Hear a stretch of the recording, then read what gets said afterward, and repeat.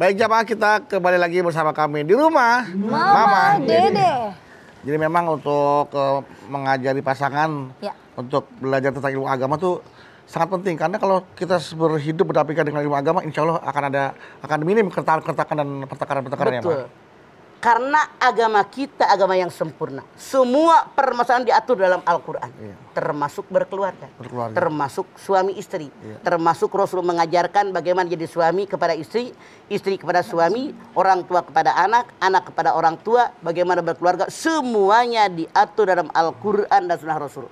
Makanya karena suami sebagai kepala keluarga, pengayom keluarga, pendidik keluarga, maka suami yang wajib mendidik istrinya, mendidik anaknya ke arah agama yang benar. Namun maaf dalam tanda kutip, seandainya ada suami lebih minim ilmu agama daripada istri, survei membuktikan mak makan ke taklim mulu. Betul mah. Bapaknya pada kerja di kantor. Bapaknya betul. Maka istri pun punya kewajiban mengarahkan suaminya agar semakin dekat kepada akidah agama yang benar, akan semakin banyak beribadah kepada Allah, banyak mensyukuri nikmat-nikmat Allah.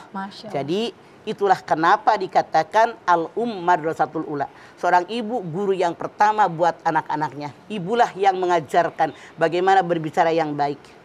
Ibulah yang mengajarkan ngomong ini tidak boleh. Ibulah yang mengajarkan harus pakai baju seperti ini habis sebagai seorang perempuan. Ibulah yang mengajarkan perempuan duduknya harus begini. Semua kita mengajarkan kepada mereka. Sementara peribahasa mengatakan, orang kalau ngedengerin omongan 1000 kali belum tentu mengikutinya. Tapi melihat apa yang dilakukan orang itu lebih mudah diikuti oleh orang lain. Makanya seorang ayah, seorang ibu, kalau pengen benar akidah Islamnya sekeluarganya itu benar, ayahnya rajin sholat, maknya sholat, anaknya sholat. Allah berfirman di dalam surat Al-A'raf 96. Walau anna alal qura amanu wattaqau la fatahna alaihim barakati minas sama'i wal ar walakin kadzabu fa'adadahum bima kanu yakdzibun.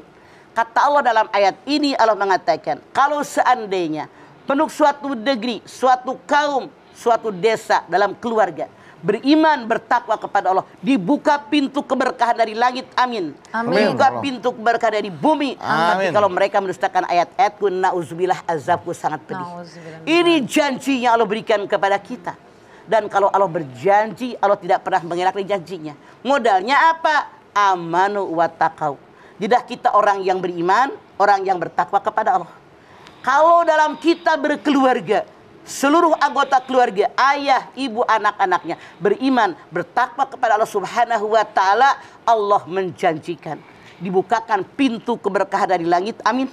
Pintu keberkahan dari bumi, amin. Tapi kebalikannya, kalau mereka mendustakan ayat-ayat Allah, jauh daripada agama Allah, mereka mendapatkan azab karena mereka mendustakan ayat-ayat Allah.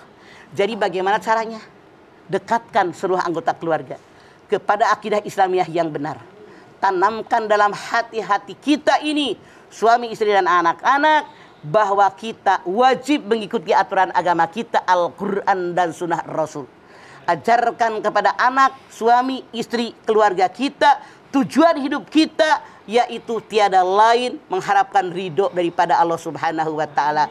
Makanya setiap saat dan kesempatan ini yang harus kita lakukan. Namun punten dalam tanda kutip, di dalam Al-Quran Allah Subhanahu wa taala berikan contoh.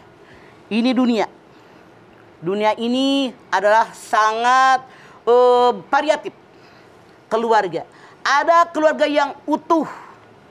Ada keluarga yang suaminya baik, anaknya tidak, dan seterusnya. Ada keluarga yang ayah ibunya baik, anaknya tidak baik. Nabi Adam, Hawa, benar. Tapi anaknya Kabil membunuh abangnya gara-gara berebut cewek. Ada keluarga yang suaminya baik, seorang nabi, seorang rasul, Nabi Nuh, istrinya dengan anaknya Kan'an tidak juga mau beriman. Ada keluarga yang suaminya baik, istrinya seorang liwat, seorang lesbian, yaitu Nabi Lut. Ada lagi keluarganya, istrinya sangat baik, suaminya sangat bukan kejam lagi, tapi dia mengaku dirinya Tuhan. Siti Asyah dengan Fir'aun. Artinya sampai kapanpun ada tipikal keluarga yang kayak begini. Ada yang ayahnya tukang membuat patung azar. Anaknya seorang nabi, seorang rasul, Nabi Ibrahim.